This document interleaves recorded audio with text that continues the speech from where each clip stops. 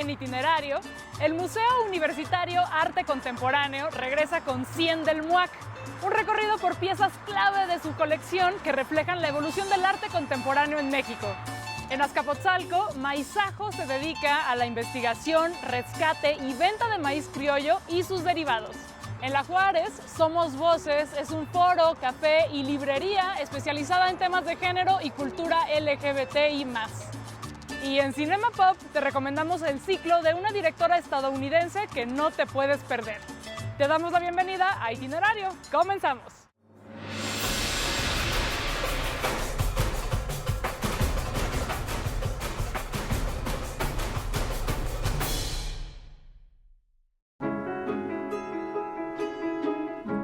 El maíz es identidad nacional, pero ¿qué maíz? ¿Qué estamos consumiendo realmente y de dónde viene? Hoy visitamos un lugar en el que podemos asegurarnos de que cada tamal, cada tlacoyo, cada tortilla, cada gordita es de maíz criollo y es más nutritivo, más sabroso y más justo. Maizajo lleva 5 años produciendo y distribuyendo estas tortillas, que son como deberían ser todos los productos de maíz de cualquier establecimiento, pero desgraciadamente no es así. Al mismo tiempo, hacen una labor de difusión sobre la importancia del maíz criollo y los problemas que genera la industria del maíz híbrido y los monopolios. ¿Cuál es la diferencia entre el maíz criollo y el maíz que consumimos al azar en cualquier lugar? El maíz criollo es el maíz que hemos heredado durante miles de años, que los productores que se preocupan por nuestras semillas generalmente heredan estas semillas y año con año las siembran. El maíz criollo son estos maíces que se han ido mezclando naturalmente en el campo y hemos logrado tener hasta, se dice que de 60 a 64 razas de maíz solo en México y 220 en Latinoamérica. Entonces, entre estas cruzas naturales, le podemos llamar maíz criollo. La diferencia es que el maíz que consumimos normalmente es generalmente maíz híbrido, que son maíces que el productor tiene que comprarle a una empresa para volver a sembrar. Y esa semilla al final del ciclo no la puede volver a sembrar, sino que tiene que ir y comprarla otra vez. El maíz criollo generalmente se escogen mazorcas, las más bonitas, las más grandes, la de mejor grano, y se escoge la semilla y esa la volvemos a sembrar. Eso es la diferencia. Maizajo se llama así por una de las especies de maíz mexicano más antiguas de las que se tiene registro. No solo venden tortillas ya hechas, sino la masa e incluso el maíz blanco, azul o rojo por kilo y la cal viva para que hagas todo desde cero. Explícanos a grandes rasgos este proceso mágico científico musical que es la nixtamalización. Básicamente es agua, cal y maíz, ¿no? Se calienta el agua, se mete la cal, diferentes cantidades por tipo de maíz y se mete el maíz, se cocina de 30 a 50 minutos y se deja reposar de un día al otro porque el maíz absorbe el agua, entonces después lo molemos en un molino de piedra. El objetivo fundamental de esto es que el maíz se vuelva digerible al cuerpo humano, porque si nosotros no lo nixtamalizamos, nos cae muy pesado. ¿Qué productos elaboran con él? Lo principal que hacemos y con lo que empezamos son tortillas a mano y de máquina y tenemos totopos, tostadas, sin grasa, todo comaleado nada más. Coricos, por ejemplo, que los coricos son unas galletitas de maíz. Gorditas de chicharrón, gorditas de suadero, tlacoyos. Maizajo le distribuye tortillas y productos de maíz a varios restaurantes. Uno de ellos es Nicos, del chef Gerardo Vázquez Lugo, que también está involucrado en el proyecto. Ahí vimos cómo hacen las tortillas al momento con la masa de maizajo y las probamos con huitlacoche con queso de oveja y unas salsitas molcajeteadas hechas al momento. Además, probamos esta quesadilla de quelites y requesón. Pedir a domicilio es más práctico, pero venir al centro de producción, ver los procesos y hasta echarse una tortilla recién hecha tiene más encanto.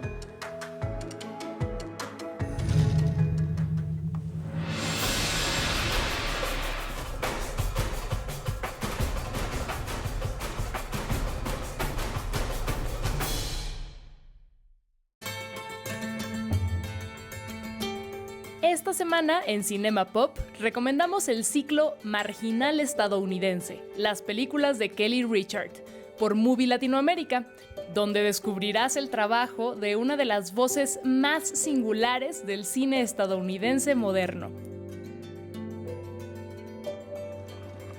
Richard retrata en su obra los paisajes de su natal estado de Oregón. Sus terrenos cinematográficos abarcan todas las facetas de la región, desde exuberantes senderos de bosque verde hasta tramos de tierra desierta e incluso estacionamientos abatidos. En el cine de esta directora abundan personajes andariegos, en continuo movimiento. Muchos de estos son mujeres que luchan por reconciliar sus necesidades reprimidas con un entorno indiferente.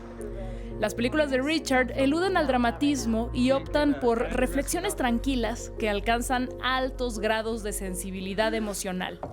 El ciclo consta de 4 películas que dan un panorama amplio del trabajo de la directora. Te recomendamos especialmente Wendy y Lucy, estelarizada por una de las colaboradoras habituales de la directora, Michelle Williams. En la película conoceremos la historia de Wendy, quien se dirige a Alaska con su única compañera, la perrita Lucy, con miras a obtener un prometedor trabajo en una fábrica de conservas de pescado. La singular pareja cruza el estado de Oregón en un coche viejo, pero el universo de Wendy se ve tristemente trastocado cuando Lucy se extravía. Con los años, esta película de 2008 se coloca como una de las grandes obras del cine estadounidense actual. Hecha en medio de la crisis económica más reciente de Estados Unidos, es un testamento de cómo la sociedad del país del norte abandona a sus ciudadanos más pobres y vulnerables.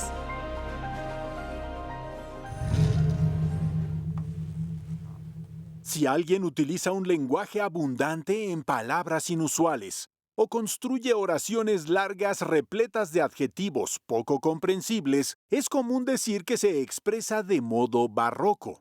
El término se usa también para definir una época específica de la historia del arte correspondiente a un lapso entre los siglos XVII y XVIII. Al tener como modelo el estilo grecorromano, los artistas neoclásicos consideraron que lo barroco era sinónimo de lo abigarrado, lo excesivo, lo anticuado.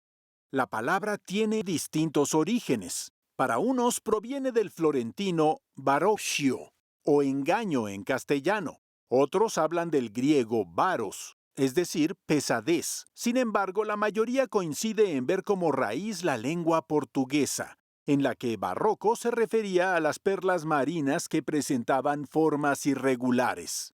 La descripción del carácter imperfecto de las gemas empató con los valores negativos que se le achacaban al arte del siglo XVII. Así, en los medios impresos el término se ancló para dar pie a significar algo innecesariamente complejo, extraño, desmesurado o absurdo. En 1733, cuando se estrenó Hipólito y Aricia, ópera del compositor francés Jean-Philippe Rameau, la famosa revista Mercure de France calificó como barroca la puesta en escena. Los críticos de la publicación se quejaban de que la música era incoherente, disonante, recargada y llena de cambios innecesarios. Poco tiempo después, en 1739, el enciclopedista francés Charles de Brosse definió como barrocos ciertos aspectos arquitectónicos del palacio de la familia Pamphili en Roma, construido en 1650. El erudito alegaba que ciertos elementos del edificio eran arriesgados y desagradables. La orden religiosa de los jesuitas fue especialista en la difusión del arte barroco, pues buscaba impresionar al creyente mediante el uso de recursos icónicos recargados, a fin de interpelar los sentidos y entonces conmover y conservar al fiel dentro de las filas del catolicismo. Como sabemos, el barroco fue de suma importancia en Nueva España. Al ser esta territorio de la corona española, la práctica jesuita de evangelizar por medio del arte y los sentidos floreció ampliamente. Y eso puede verse hoy día. México conserva numerosas iglesias, pinturas, retablos y esculturas de aquella época de superior esplendor.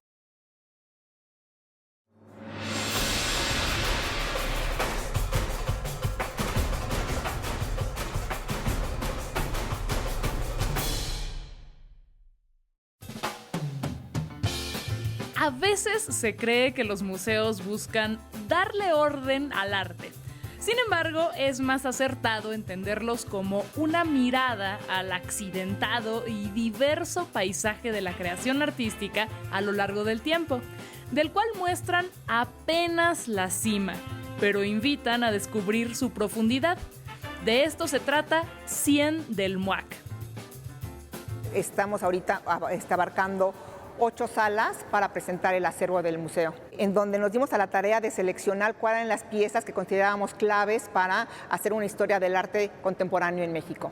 Entonces, a partir de eso, escogimos todo el equipo curatorial 100 piezas que nos dan cuenta de un imaginario de lo que es el arte contemporáneo en México y también nos dan cuenta de este imaginario que la gente tiene de lo que es la colección del MUAC. En realidad, la universidad es quien custodia estas obras, pero en realidad es una selección de obras que pertenecen a toda la nación. Cien del MUAC reúne un centenar de obras emblemáticas del arte contemporáneo en México.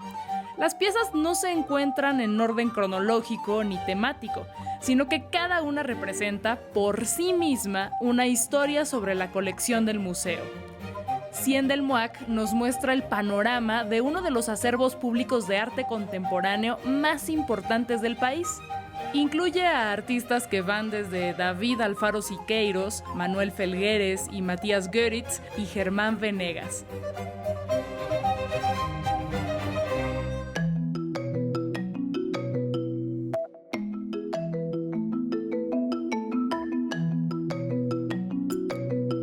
En el año de los 90 es cuando realmente empieza el arte, como que conocemos como arte contemporáneo, a traspasar las fronteras, ¿no? Empiezan muchos espacios independientes, autogestivos de los artistas y empiezan a ser mucho más internacionales, empiezan a verse más al exterior de México que al interior de México y a usar esos lenguajes que eran unos lenguajes mucho más globalizados.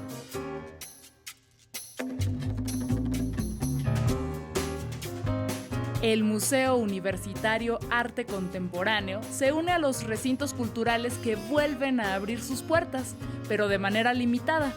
Recuerda consultar en línea su disponibilidad de días y horarios para que no te pierdas Cien del MUAC.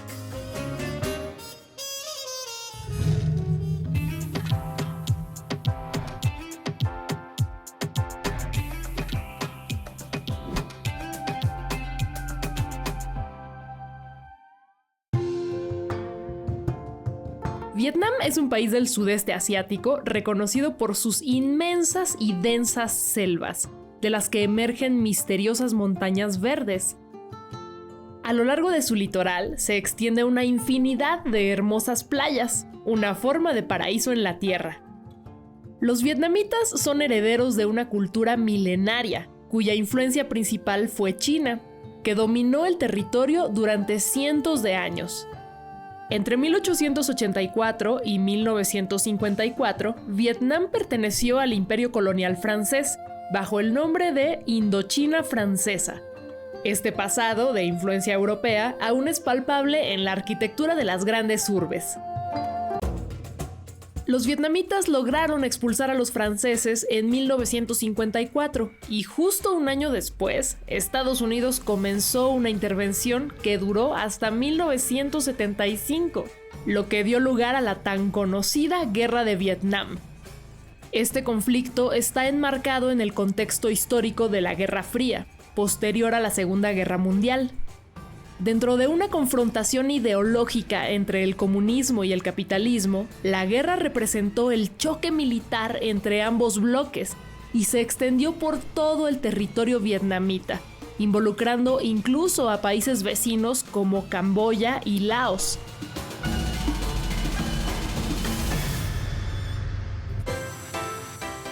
Cambiando de rumbo, al sur se encuentra la ciudad Ho Chi Minh, cerca del delta del río Mekong. Ho Chi Minh, antiguamente llamada Saigón, es la capital más poblada de Vietnam, con poco más de 8 millones de habitantes.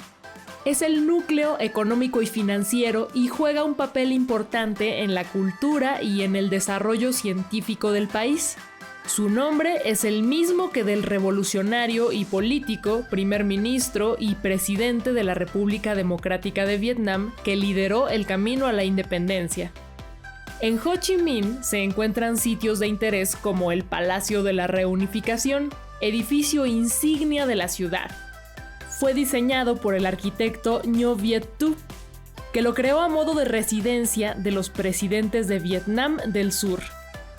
A pesar de los episodios oscuros debido a las constantes guerras e intervenciones extranjeras, Vietnam encierra un lado luminoso.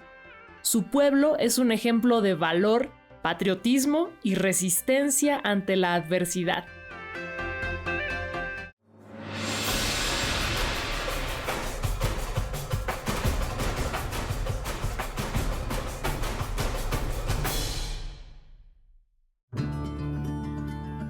Pues yo soy diseñadora de interiores y cuando estuve en la escuela siempre me interesó más lo que era el textil.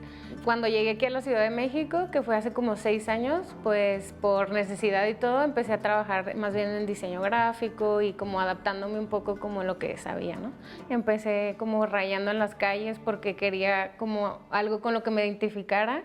De ahí viene como mi nombre, Puchita. Empecé haciendo puchas, por ahí como chorreadas y así, entonces... Después hice fanzines, empecé como a investigar las más técnicas que había, luego me encontré esta que se llama Toftingon, es una pistola que dispara estambre. Pues mucha gente me pide pedidos especiales o yo también saco mis propios diseños y pues así fue como empecé con lo textil. He estado como adaptándome mucho en cuanto a materiales porque los materiales que se usan regularmente pues aquí no están, que es por ejemplo la tela del fondo o muchos como estambres de lana que pues es un poco más difícil conseguir aquí. Entonces he ido como experimentando mucho con materiales y lo que encontré que se adaptó muy bien fue el yute, que es un material pues muy económico, pues es muy fácil de encontrar aquí en la ciudad. Entonces, pues ese me ha funcionado súper bien y me ha hecho como que, pues no sé, me siento súper padre porque estoy usando los materiales que encuentro aquí, eso hace que el precio sea más barato. Y en cuanto pues al proceso creativo, pues no sé, todo lo que veo y todo lo que me imagino, siempre estoy como soy como pienso mucho, demasiado, entonces luego esas cosas me gusta como vaciarla un poco ahí, pero dándole un toque como divertido o como muy bonito, porque eso es lo que quiero como que transmitir con esto, ¿no? Que si tú te llevas una pieza, la tienes en tu casa, aunque sea muy chiquita, que te dé como alegría, te den ganas de estarla tocando y como que te estimule los sentidos, ¿no? Eso es como lo que me interesa con esto. Yo creo que sí es un poco más decorativo, aunque cuando me piden ya piezas grandes me dicen específicamente la quiero para mi cuarto, para mi baño, así, ya pues intento como darle eso más en los acabados como para que resista más y todo, porque en sí es como algo más decorativo.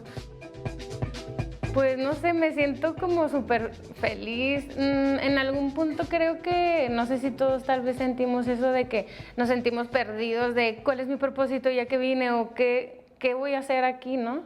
Pero al encontrar esta técnica, por ejemplo, sentí como mucho que había encontrado como esa cosa con la que yo me puedo sentir como súper feliz haciéndolo y puedo compartirlo porque cuando la gente ve las piezas o se lleva algo que le gusta mucho, pues no sé, me dicen cosas bien bonitas y siento que sí sienten eso, ¿no? Como lo que yo intento dejar ahí. Entonces, pues eso es lo que me gusta. Pues al estar haciendo las piezas, realmente entro como en un trance bien extraño donde no pienso ni estoy como en ningún otro lado, solo súper concentrada en que salga bien y no sé, me da mucha paz. Siento que es como meditar. Yo creo que encontré esa meditación activa que había estado buscando siempre para calmar mi mente. Soy Paulina Méndez, ilustradora y artista textil, originaria de la ciudad de Chihuahua.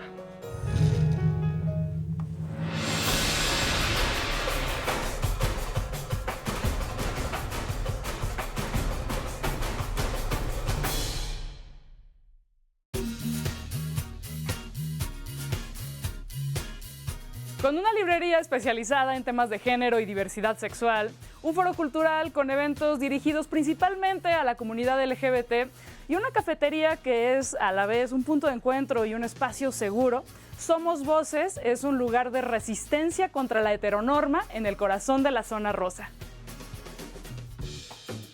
En este espacio vas a ver varias banderas. La del orgullo LGBT, la del arco iris, la de toda la vida y la bandera trans son las más grandes. Aunque también andan por ahí la del orgullo bisexual, pansexual, no binario, intersex, asexual y muchas más. Ajá, ahora sí que la diversidad es más diversa de lo que muchos creen. Bueno, pues cuéntanos la historia de Somos Voces. Este espacio surge a partir de una librería en línea antes del 2009. Posteriormente, este proyecto, que en sí era un proyecto lésbico-feminista, pasa como una librería ya en físico con temas lésbico-feministas. Y bueno, actualmente estamos trabajando con una diversidad de temas que son masculinidades, diversidad sexual, derechos humanos, VIH y bueno, otras cuestiones. Los libros más bonitos son los que van dirigidos a la niñez, porque nunca es demasiado pronto para familiarizarse con estos temas y tener información libre de prejuicios.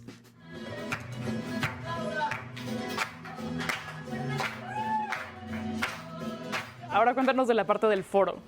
Bueno, el foro, anteriormente aquí desde un inicio, cuando empieza este proyecto lésbico feminista, se hacían pequeños eventos, ¿no? Cursos, talleres, presentaciones de libro, pero por el espacio que estaba muy pequeño, pues no llegaban a tener mucho aforo, ¿no? 15, 20 personas.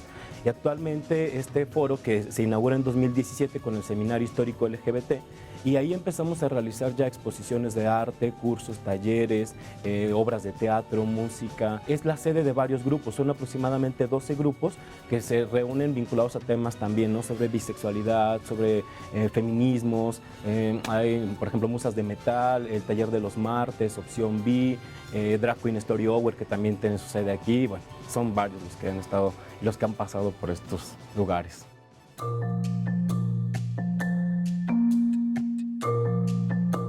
Ahora cuéntanos un poquito de los libros que tenemos aquí, esta pequeña selección. Solamente como una pequeña parte de este universo que hay. Por ejemplo, aquí tenemos este poemario de Orlando Mondragón, se llama Episedio al Padre, y aborda estos temas de cómo es ese encuentro con respecto a su homosexualidad y a su papá, ¿no? Cómo se da esta relación tensa. Tenemos, por ejemplo, poesías trans, por ejemplo, este de Oaxaca Trans que escribe Daniel Niscu, habla sobre las experiencias que Daniel tiene en un lugar como Oaxaca, ¿no? Entonces eso me parece como bien interesante. También tenemos, bueno, una autora que es fundamental, ¿no? Para las luchas feministas y lésbicas, que es Oded Alonso, que por cierto se va a presentar en nuestro aniversario. Y bueno, ella tiene una gran cantidad de trayectoria y trabajo respecto al tema de la literatura lésbica, ¿no? También otra mujer que también está vinculada al tema lésbico es Mildred Pérez de la Torre. La guía Rosy, ¿no? Trabajamos también con editoriales independientes, que esto nos parece muy importante porque muchas de estas personas que pertenecen a las colectividades sexodiversas no tienen dónde vender sus libros o no consiguen editoriales tan rápido, ¿no? Y el libro es de José Luis Peralta, es una compilación de distintos países, específicamente de Argentina, de España y de México, sobre qué estaba pasando antes de estas movilizaciones vinculadas al tema del orgullo LGBT, ¿no? Busca las redes sociales de Somos Voces para enterarte de sus eventos presenciales y en línea. Y corre la voz para que más personas se enteren de este lugar tan importante.